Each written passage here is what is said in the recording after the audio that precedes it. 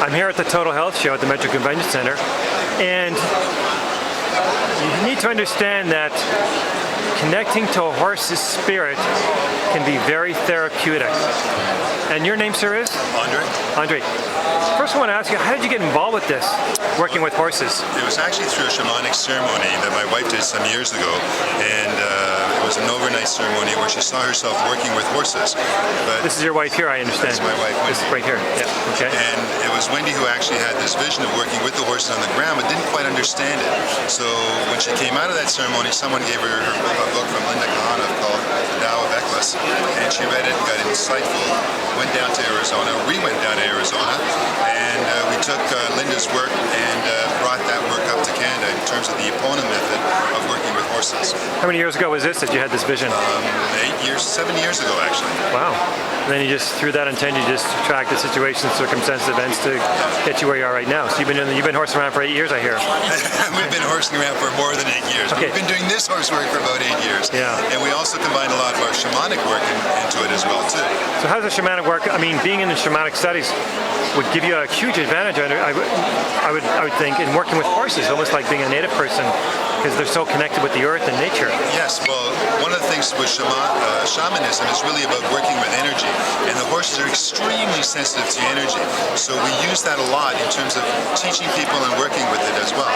The other thing that we have done is the horses pick up very quickly whatever language that we're using. So for example, in a round pen, the round pen almost looks like a wheel where we have the direction north, south, east, west, and the horse will actually go to directions to give us clues of what they're actually communicating. So we've had a person, for example, who was totally in their head, and the horse was walking from the west to the east to the north, and never going into the south. And as soon as that person acknowledged, and all of a sudden we could see the energy in him change, and we could see how all of a sudden he opened up his heart, and he became much more one with himself. The horse suddenly moved into the south, telling us that that piece was actually completed. Now, that was a very unique situation. Wow. Wow. Okay. If I want to get a better feel for what you're doing, who do I talk to? What do I do? You should talk to one of our graduates. We have Adele here, who started off by taking a number of our courses and then became a field facilitator.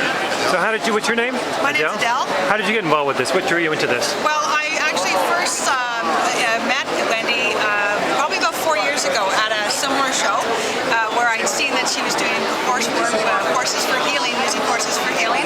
And it was really drew me in.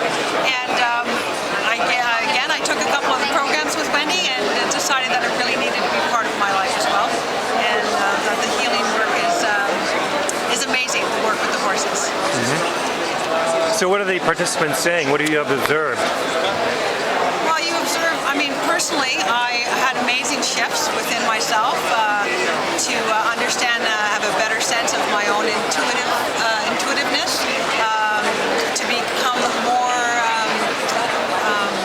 congruent with myself and my emotions, and it was really incredibly beneficial for my growth. Okay. And how long is a session or a class?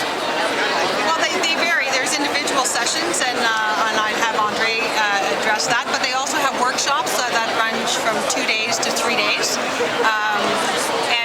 It really is, one of the program, the Path to Positive Change. It's really very beneficial and powerful, and it's about the facilitated equine experiential learning. That is what FEEL is all about.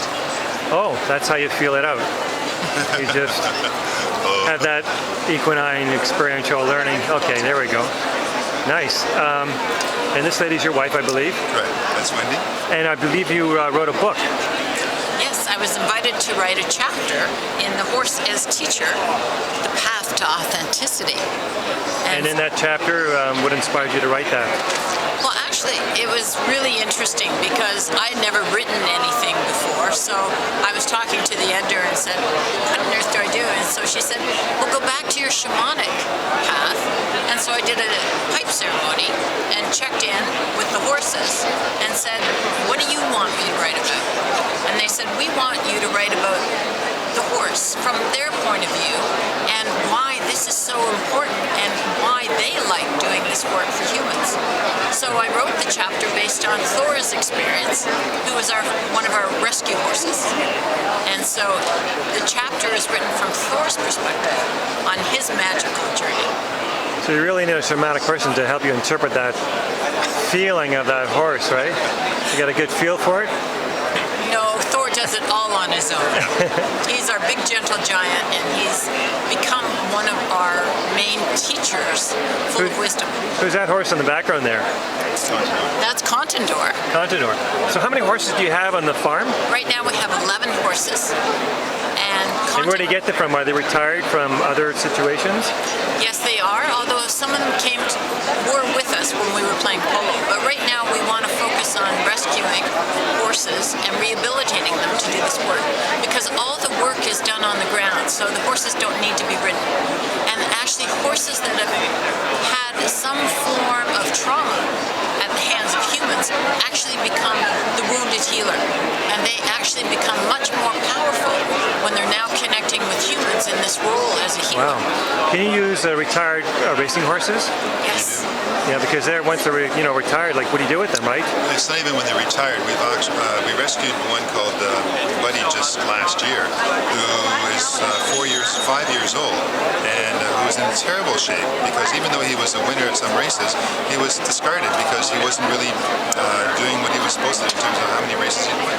So let me ask you this: when you take those types of horses and you kind of rehabilitate them, are you able to sense that they're having a better feeling, or that they're feeling better? I know, pun intended. Are they actually? Can you sense that they're feeling better now that they've been with you and with your presence and your shamanic connections and your rehabilitation? Have you observed? Oh, definitely. I think there's a couple things that come to mind. One is that we give them the ability to choose what they want to do, and it's amazing. Once someone has choice, then they can be who they want to be, and that's important. And the other proof that like humans. The big proof that we have is, we were just talking about this earlier today, we haven't seen our vet now in a couple of years, and that's not normal. And that's because the horses are happy, and so therefore they're healthy. Yeah, the immune system is strong because, And so Wow. that's the same thing that they offer to humans. If Same you with can humans, yeah. come into emotional balance, then you don't have the same diseases, you don't have the physical imbalances in your body.